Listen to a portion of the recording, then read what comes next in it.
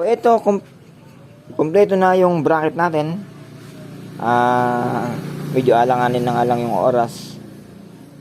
Hanggang dito na lang yung ating video. Abangan nyo yung susunod, yung paano natin siya mabuo.